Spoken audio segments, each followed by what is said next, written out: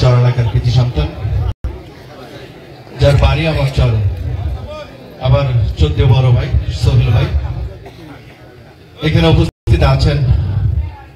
আমি যাকে খুব কাছ থেকে চিনি এবং আমার বড় ভাই, যার কথা বললে আমি যেটা বলবো, যেটা আমাদের চরণের মানুষ, আমাদের পাকুলার মানুষ, আমাদের টাঙ্গাইলের কৃতি সন্তান, টাঙ্গাইল জেলা বিএনপির সহসভাপতি ও সাধারণ সম্পাদক আমাদের ফরহাদ ভাই এখানে উপস্থিত আছেন। বিএনপির অন্যান্য অঙ্গ সংগঠনের নেতা, আমার ইউনিয়ন তথা শ্রীরামপুর ইউনিয়ন থেকে আগত এবং কাতুল ইউনিয়ন থেকে আগত আমার সহকর্মী, যেটা বলবো সুজাত ভাই, যদিও আজকে সুজাত ভাই এখানে আসার সুযোগ পাননি। তার কর্মবিন্দু যারা আছে, তার কর্মীবিন্দু যারা আছে, তারা অনেকেই উপস্থিত আছেন এবং সামনে উপবিষ্ট আছেন এই এলাকার, বলবো আমার মাহমুদনগরের সম্মানিত জনগণ এবং ইয়ং জেনারেশন এবং পর্দার আলের মা বোনেরা যারা আছেন, সবাইকে আমার সালাম, আসসালামু আলাইকুম ওয়া রাহমাতুল্লাহ। আমি নিজেকে অনেক গর্বিত এবং ধন্য মনে করছি এই কারণে, আজকে অনেকজন গুণী মানুষ, যেটা বলবো আসলে আমি যাদের কথা স্মরণ করলাম, ফরহাদ ভাইয়ের সাথে আসলে আমি নির্বাচনের পর, নির্বাচনের দিন আমি আসলে একটা কথা ফরহাদ ভাইকে মনেই করে দিতে চাই, সেটা হলো আমি স্বতন্ত্র প্রার্থী হিসাবে নির্বাচিত হয়েছি। নির্বাচনে ভাইয়ের মনে আছে কিনা আমি জানি না, নির্বাচনের দিন আমি আপনাদের ভোটের মাধ্যমে নির্বাচিত হয়েছিল, মাত্র ৭৩ ভোটে। আপনারা জানেন গত ১৭ বছর আওয়ামী লীগের শাসন আমলে ওই সময় আমি নির্বাচন করে শেষ পর্যন্ত ২.৫ বছর অতিক্রম করছে, আপনাদের সামনে দু একটা কথা বলার সুযোগ পাচ্ছি।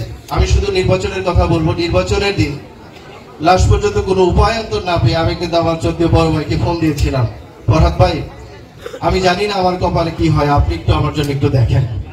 কারণ হলো তখন একটা প্রতিক্রিয়া হয়তো আপনারা জানেন হয়েছিল, যে ডিক্লারেশনের যে ব্যাপারটা, সম্ভবত ডিক্লারেশন আমাকে দিচ্ছে না, এরকম একটা ব্যাপারটাই হয়েছিল।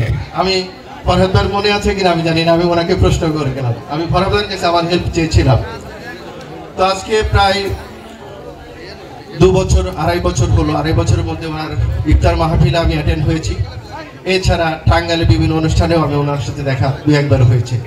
অনেকদিন অতিবাহিত হওয়ার পর আজকে আমার মাহমুদনগরে উনি এসেছেন, আর সেই জায়গায় আমি ওনার সহচরী হয়ে আমি ২ একটা কথা বলার সুযোগ পেয়েছি, এর জন্য নিজেকে ধন্য মনে করছি। তো যাই হোক, এটা আসলে অনেক সময় আপনারা বিলম্ব করেছেন, ওয়েট করেছেন, সেটা হলো আমাদের শিল্পীরা হয়তো এখন পর্যন্ত আসে নাই, ২-১ জন একটু গ্যাপ আছে, যার জন্য রাত হয়ে গেছে। আমি যতটুকু জানলাম যে অনুষ্ঠানটা শুরু হওয়ার কথা ছিল অনেক আগেই, কিন্তু শিল্পী এখন পর্যন্ত না আসার কারণে, হয়তো একজন না আসার কারণে একটু বিলম্ব হচ্ছে। আসছে আলহামদুলিল্লাহ সবাই আসছে। তো আপনারা গান শুনবেন। আসলে কি এই অনুষ্ঠানটা হলো আধ্যাত্মিক একটা অনুষ্ঠান, আসলে এই পারবহুলিতে মাঝে মাঝে এই অনুষ্ঠানটা হয়।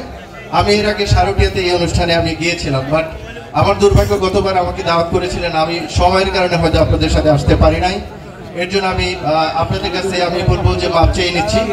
তো আজকে আপনাদের মাঝে উপস্থিত হয়ে আমার খুবই ভালো লাগছে।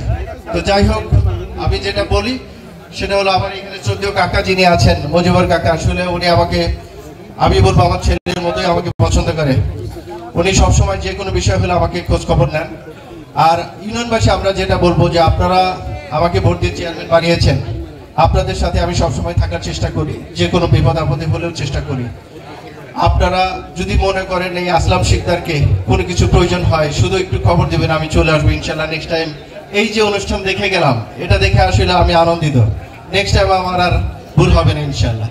যাই হোক, সবাইকে আমি বলবো শুভেচ্ছা জানিয়ে আজকের মতো শেষ করছি। আমার জন্য দোয়া করবেন, যেহেতু আমার ১৪ বড় ভাইরা এখানে কিছু কথা বলবেন, তাদের সামনে আমার এই নগণ্য মানুষকে কথা বলার সুযোগ দেওয়ার জন্য আবারও সবার প্রতি কৃতজ্ঞতা জানাচ্ছি। আসসালামু আলাইকুম ওয়া রাহমাতুল্লাহ।